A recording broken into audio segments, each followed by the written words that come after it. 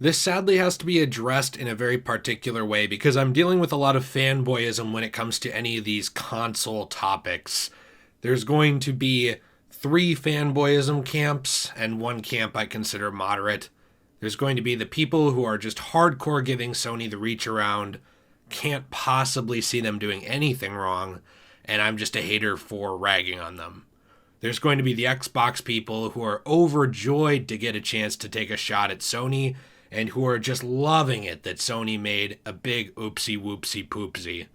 Then there's going to be the PC people who have nothing better to do except sit around and tell you you're wasting your money on your console while they probably spent a couple thousand to build their machine. I happen to fall under all these categories since I have all of them and I enjoy all of them. And I pre-ordered a PlayStation 5, by the way. That's not a condescending remark. It's just to address all of our bases because we're that tribal in 2020.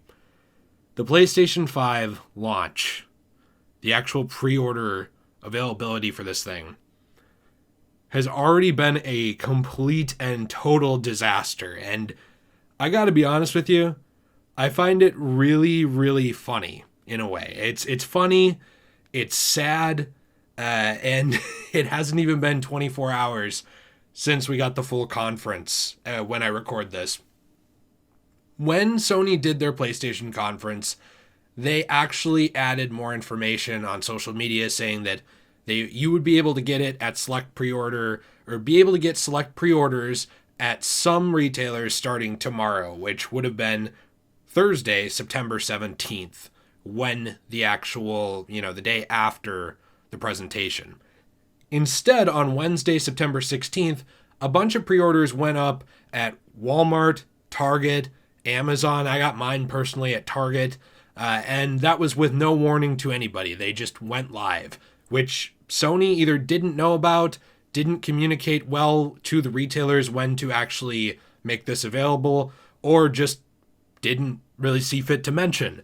So a ton of people jumped on that right away. They sold out within a couple hours. They would have sold out faster if people knew that they were coming, but they didn't, and they're gone. Then later at night at about, I believe, 11 p.m. Central Time, which is where I am, is Central Time. Whatever time that is for you, you can figure it out, of Wednesday, September 16th. They went live on Amazon. They were up for about 5 minutes, and then they sold out. I know because I was able to buy my friend one.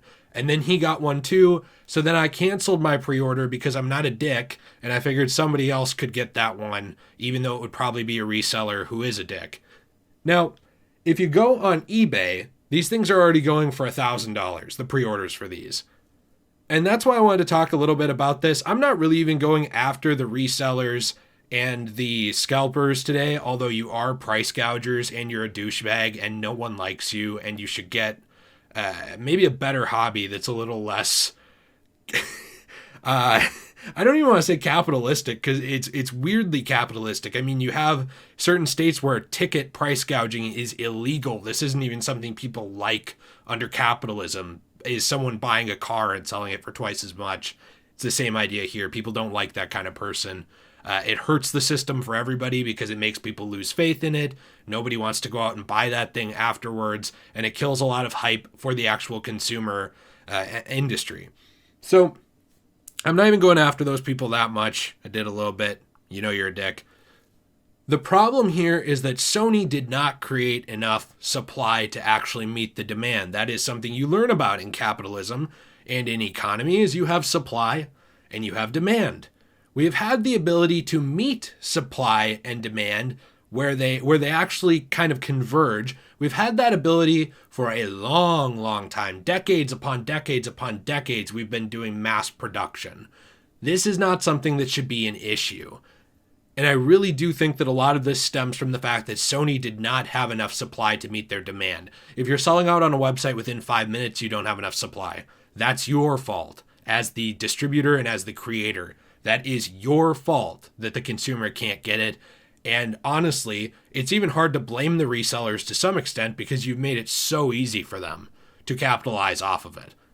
Part of this, I think, is because they didn't have the components to create enough PlayStations. It went back and forth in terms of their projections of how many they'd be able to make, how many they wouldn't be able to make, where they'd be able to send them. And then you have the whole COVID situation where the distribution network throughout the entire world is messed up, mainly also in America, because America is getting hit really hard with the virus because they did such a bad job actually dealing with it at the beginning that it's still just going round and round here.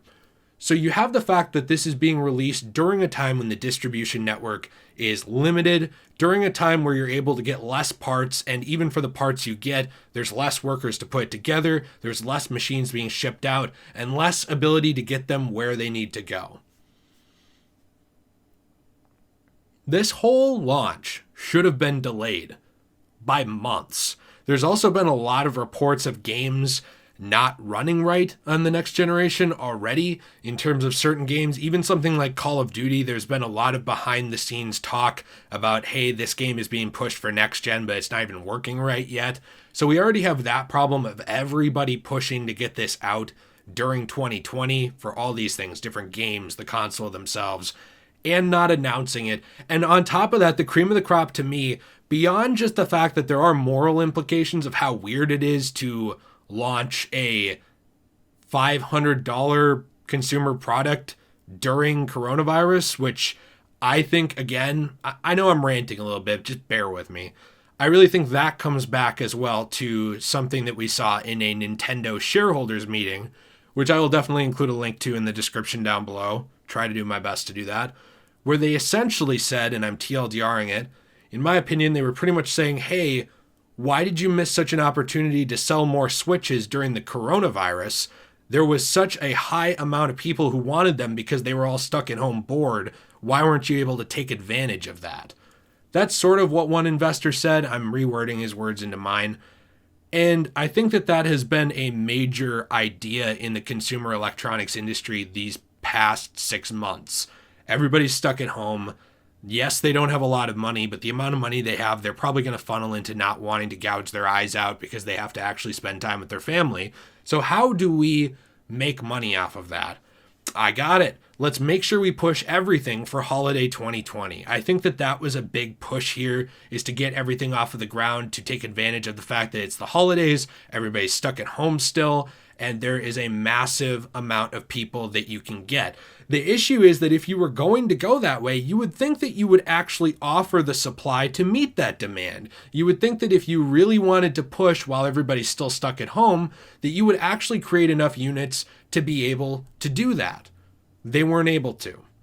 So in conclusion here, I don't know if I have much else to add, but the whole PlayStation pre-order debacle was a nightmare. I was able to get one. I was able to get one for a friend of mine. I'm not salty because I couldn't get one.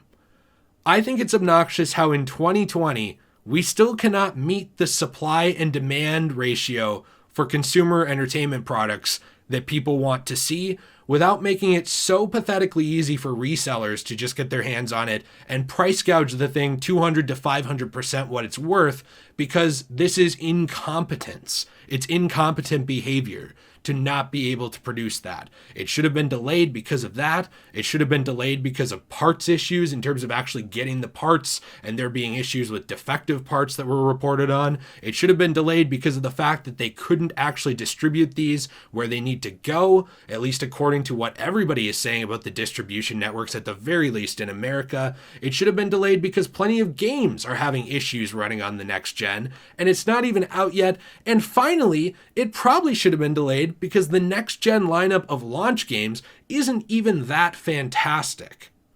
There's a lot of reasons that they should not have released this at the end of 2020, whether you like it or not, and that's just my take on it. Is the PlayStation 5 really cool? Absolutely. Do I like Sony as a gaming company? You bet your ass I do. Do I love a lot of the games they make? Yep. And did I buy a PlayStation 5? Yes, sir, I did. Call me a hypocrite if you want. Call me whatever you want. I need this partially for my job, too. But, wow.